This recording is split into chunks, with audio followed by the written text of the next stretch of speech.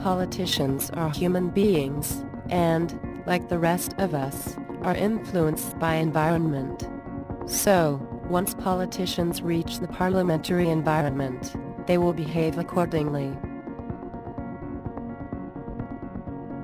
Human government has been around for thousands of years, actually. Sure. And they've been fighting and killing each other. All human-operated governments are basically corrupt. They serve the in-group. They have to, otherwise they never get elected. So here you sit back with the illusion of patching up this society, making it good, getting decent people in government. All that's delusional. You have to have a government not based on money. You have to have a government with machines that distribute goods and services regardless of race, religion, or private beliefs. In other words, people must be permitted to live the lifestyle that they prefer without you telling them what to do. When you come up and you say this is the right way, you're talking about your way, the way you were brought up. But that doesn't make it right. It just makes it appropriate for you. The future will be very different than the world today. The future will be based upon, does the system work? Does it serve most people? Does it maintain a healthy relationship in sharing values? Or does the system damage that? This is how we decide what system is to be selected, how well the system works. That's the final test. That's used in engineering standards. That's the only system that's valid. Now, is it a democracy? People ask me. I put it this way. Is it a participatory democracy? Will I participate? Well, they come here sometimes. I want to participate right away. That's good. How would you prevent cars from hitting each other? I don't know. How do you prevent buildings catching fire? I don't know. How do you participate? Did you vote for the space program? Did anybody vote for the Vietnam War here? Did anybody vote for any war? Did anybody vote for the Moon Project? Why the hell do you participate? Another illusion. Half of all American adults understand that the Earth orbits the Sun yearly, according to a basic science survey. Nevertheless, there's enthusiasm for research except in some fields like genetic engineering and nuclear power that are viewed with suspicion. Only about 25% of American adults get passing grades in the National Science Foundation survey of what people know about basic science and economics. I mean, this is singing your song, isn't it? Well, it's certainly what I'm talking about in the demon-haunted world. My feeling, Charlie, is that it's not that pseudoscience and superstition and New Age so-called beliefs and fundamentalist zealotry are something new. They've been with us for as long as we've been human. But we live in an age based on science and technology with formidable technological powers. Science and technology are propelling us forward at accelerating rates. That's right. And if we don't understand it, by we I mean the general public, if it's something that, oh, I'm not good at that, I don't know anything about it, then who is making all the decisions about science and technology that are going to determine what kind of future our children live in? Just some members of Congress? But there's no more than a handful of members of Congress with any background in science at all. And the Republican Congress has just abolished its own Office of Technology Assessment, the organization that gave them bipartisan, competent advice on science and technology. They say, we don't want to know. There's two kinds of dangers. One is what I just talked about, that we've arranged a society based on science and technology, in which nobody understands anything about science and technology. And this combustible mixture of ignorance and power, sooner or later, is going to blow up in our faces. I mean, who is running the science and technology in a democracy if the people don't know anything about it? And the second reason that I'm worried about this is that science is more than a body of knowledge. It's a way of thinking, a way of skeptically interrogating the universe with a fine understanding of human fallibility.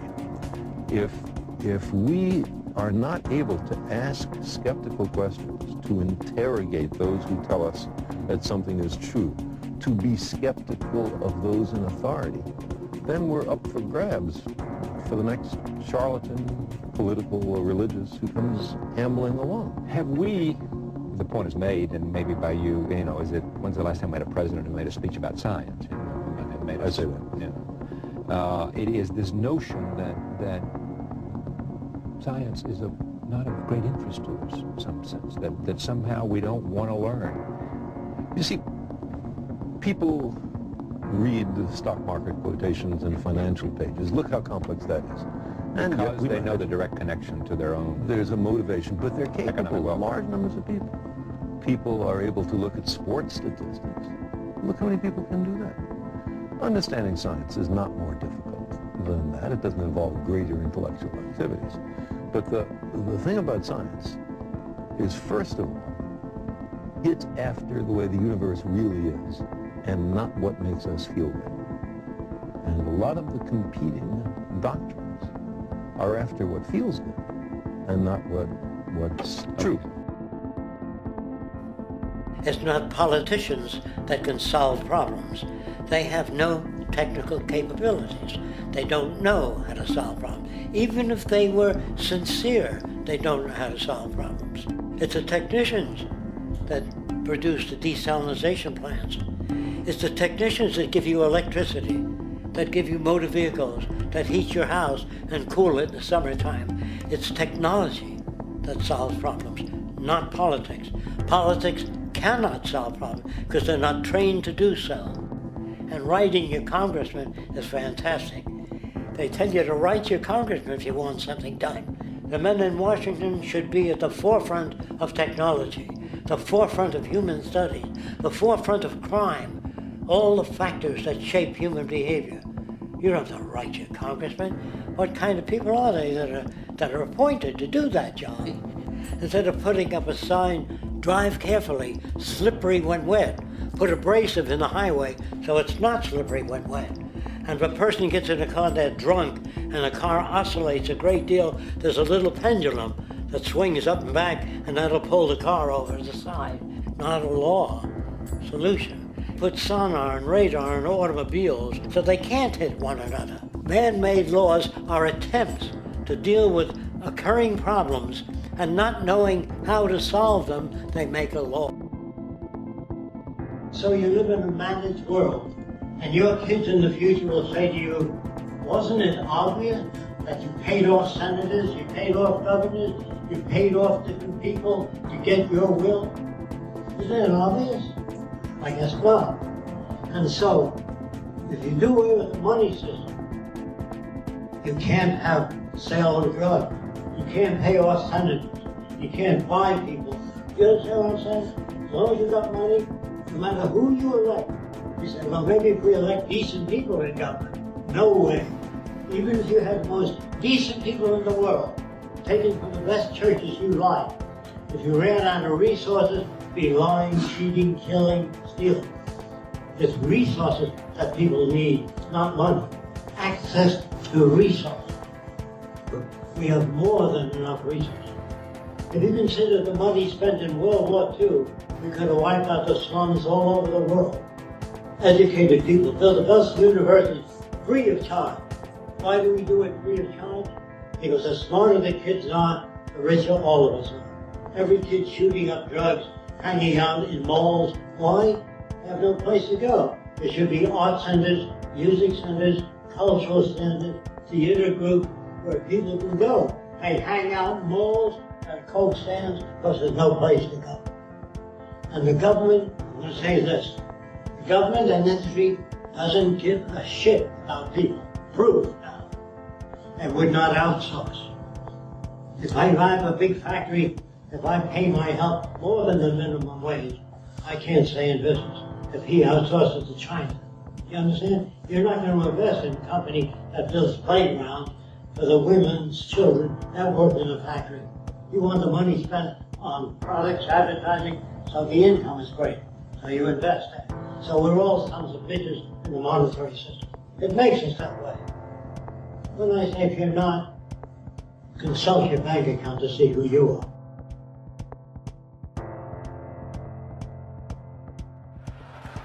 But there's a reason. There's a reason. There's a reason for this, There's a reason education sucks, and it's the same reason that it will never, ever, ever be fixed. It's never going to get any better. Don't look for it. Be happy with what you got. Because the owners of this country don't want that. I'm talking about the real owners now. The real owners, the big wealthy business interests that control things and make all the important decisions. Forget the politicians. The politicians are put there to give you the idea that you have freedom of choice. You don't. You have no choice. You have owners. They own you. They own everything. They own all the important land. They own and control the corporations. They've long since bought and paid for the Senate, the Congress, the state houses, the city halls. They got the judges in their back pockets. And they own all the big media companies, so they control just about all of the news and information you get to hear. They got you by the balls. They spend billions of dollars every year lobbying to get what they want. Well, we know what they want. They want more for themselves and less for everybody else. But I'll tell you what they don't want. They don't want a population of citizens capable of critical thinking. They don't want well-informed, well-educated people capable of critical thinking. They're not interested in that. That doesn't help them. That's against their interest. That's right. They don't want people who are smart enough to sit around the kitchen table and figure out how badly they're getting fucked by a system that threw them overboard 30 fucking years ago. They don't want that. You know what they want? They want obedient workers. Obedient workers. People who are just smart enough to run the machines and do the paperwork and just dumb enough to passively accept all these increasingly shittier jobs with the lower pay, the longer hours, the reduced benefits, the end of overtime, and the vanishing pension that disappears the minute you go to collect it. And now they're coming for your Social Security money. They want your fucking retirement money. They want it back so they can give it to their criminal friends on Wall Street. And you know something? They'll get it. They'll get it all from you sooner or later because they own this fucking place. It's a big club, and you ain't in it. You and I are not in the big club. By the way, it's the same big club they use to beat you over the head with all day long when they tell you what to believe. All day long, beating you over the head in their media, telling you what to believe, what to think, and what to buy. The table is tilted, folks. The game is rigged, and nobody seems to notice. Nobody seems to care. Good, honest, hard-working people, white collar, blue collar, doesn't matter what color shirt you have on. Good, honest, hard-working people continue. These are people of modest means. Continue to elect these rich cocksuckers who don't give a fuck about them. They don't give a fuck about you. They don't give a fuck about you. They don't care about you at all. At all. At all. You know? And nobody seems to notice, nobody seems to care. That's what the owners count on, the fact that Americans will probably remain willfully ignorant of the big red, white, and blue dick that's being jammed up their assholes every day. Because the owners of this country know the truth. It's called the American dream, because you have to be asleep to believe it.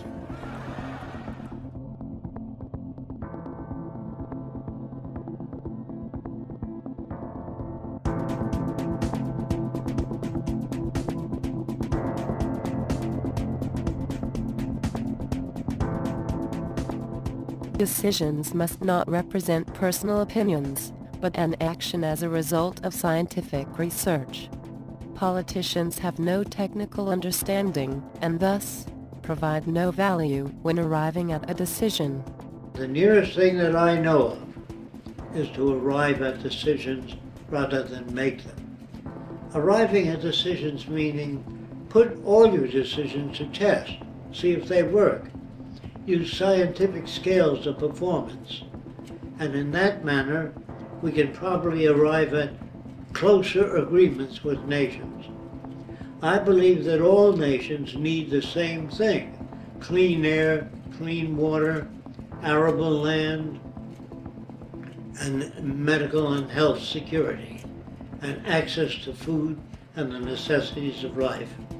If we fail to work together, attempting to solve these problems, I feel the problems will continue in much more vicious ways because we're not touching or not addressing the actual manifestation of how these values come into being.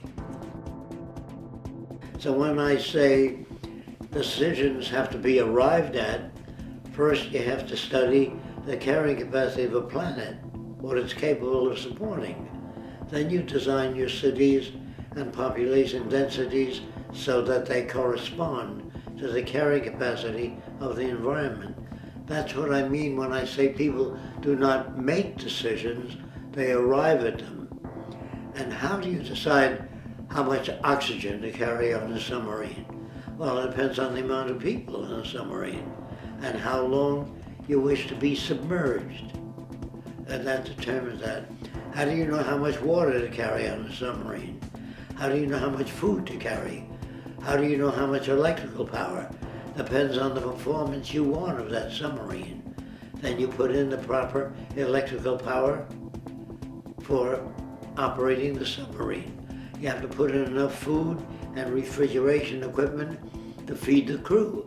If you don't provide for that, the technology may work, but the crew won't. So you have to not make decisions, you have to arrive at them.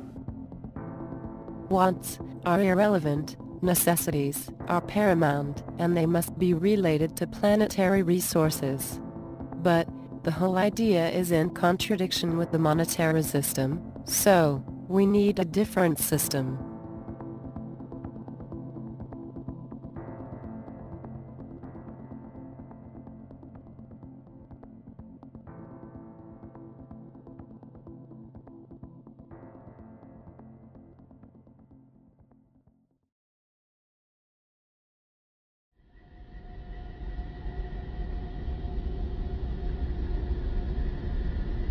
Reality is reality. There can only be one, and it's best defined by scientific observation. Humans can only observe, actions or decisions are taken in relation to observations, not some erroneous opinion.